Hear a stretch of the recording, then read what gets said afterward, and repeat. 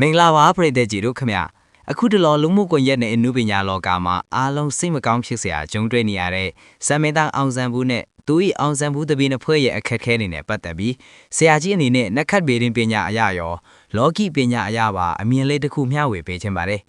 အောင်ဆန်းဘူးဆိုတဲ့နာမည်ကအောင်လန်လွင်ဖို့ဖြစ်လာတာပါအနောက်ရှက်ဆိုတာအောင်မြင်မှုရဲ့အရေးလိုပဲအလင်းအားကောင်းလေအရေးကပိုထင်ရှားလေပါပဲ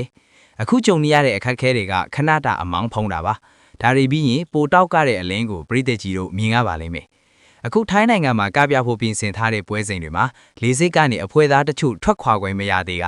လုံခြုံရေးအရာအကြောင်းပြခြင်းနဲ့တားဆီးခံရတာတွေဟာတိုက်ဆိုင်မှုတတ်တတ်မဟုတ်ပါဘူး။အောင်ဆန်းဘူးရဲ့ဇာတာကိုကြည့်လိုက်ရင်အခုအချိန်မှာအတိုက်အခိုက်နဲ့အနှောင့်အယှက်ကယိုစီးကယိုနှင်းတွေကအားကောင်းနေတဲ့ကာလဖြစ်နေပါတယ်။ပြည်သက်ကြီးတို့သတိထားမိမှာပါ။အောင်ဆန်းဘူးပွဲဆိုရင်အမြဲတမ်းလိုအနှောင့်အယှက်လေးတွေကြုံရတာပါတယ်။ဒါဟာသူ့ရဲ့နာမည်ကောင်းတဲ့အဟုန်ပြင်းလွန်းလို့အတိုက်အခိုက်ကလိုက်ပါလာတာမျိုးပါ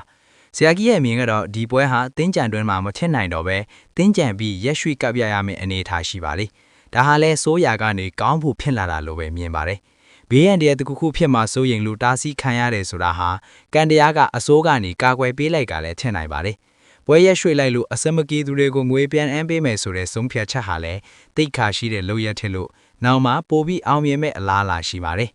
အောင်ဆန်းဘူးနဲ့အောင်ဆန်းဘူးအဖွဲ့သားများအတွက်အစိုးမကောင်းသူပြောင်းလဲစေမဲ့အထူးရတရားတစ်ခုကိုလည်းဆရာကြီးကဟောပြောပေးခြင်းပါတယ်။ပရိသတ်ကြီးတို့ကယုံကြည်နဲ့လှုပ်ဆောင်ပေးကြလိမ့်မယ်လို့လည်းမျှော်လင့်ပါတယ်။ပရိသတ်ချစ်တော်မင်းသားလေးကိုအခုလိုအတိုက်အခိုက်တွေအနှောင့်အယှက်တွေကင်းစင်ပြီးလမ်းပွင့်သွားစေဖို့အတွက်ဆရာကြီးကအောက်ပါအတိုင်းလမ်းညွှန်ပေးခြင်းပါလေ။ပြုလုပ်ရမယ့်ရတရားကတော့အောင်ဆန်းဘူးအဖွဲ့သားများအနေနဲ့ဖြစ်စေမင်းသားကိုယ်တိုင်ဖြစ်စေပန်း၅မျိုးပါဝင်တဲ့ပန်းအိုကြီးကလုံးကိုမိမိတို့သက်ဆိုင်ရာဖះเจ้าကံမှာကတ်လူပြီးအတားအဆီးမှန်သမျှအောင်မြင်ပါစေလို့ဆုတောင်းရပါမယ်။ဒါနာပြုရန်ကအတွက်ကတော့လမ်းဘေးကဒရိစင်တီတွေကိုချစ်စေလိုအပ်နေသူတွေကိုချစ်စေပေါင်မုတ်သူမကိုအချိုမှုတ်ဒါနာပြုပေးပါ။ဒါဟာနှုံနှေးကြံကြမှုတွေကိုပြေးပြောက်စေတဲ့ဓာတ်ရတရားပါမယ်။အထူးပြုလုပ်ရမယ့်ရတရားတစ်ခုလည်းရှိပါသေးတယ်။မင်းသားအောင်ဆန်းဘူးအနေနဲ့အောင်ကာထာကိုပတိခိုးပဲစိတ်ပေးဖို့လိုအပ်ပါတယ်။ဒါမှသာသူ့ရဲ့အောင်ဆိုတဲ့ဓာတ်ကပြန်ပြီးနိုးထလာမှာဖြစ်ပါတယ်။မင်းသားကိုယ်တိုင်မလုပ်နိုင်ရင်လည်းပရိသတ်ကြီးတို့ကမင်းသားရဲ့နာမည်ကိုတိုင်တယ်ပြီးအဓိဌာန်ဝင်ပေးရင်လည်းရပါတယ်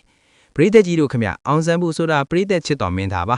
အခုကြုံနေရတဲ့အခက်အခဲတွေဟာခဏတာအတားအဆီးတွေထားဖြစ်ပါတယ်ရဲရွှေ့ပြီးကပြရမယ့်တင်းချံအပီးပွဲစဉ်တွေမှာတော့အရင်ကထက်ပိုပြီးစီးကန်းတွိုက်မိုက်တဲ့အောင်မြင်မှုတွေကိုမူးချပိုင်ဆိုင်ရပါလိမ့်မယ်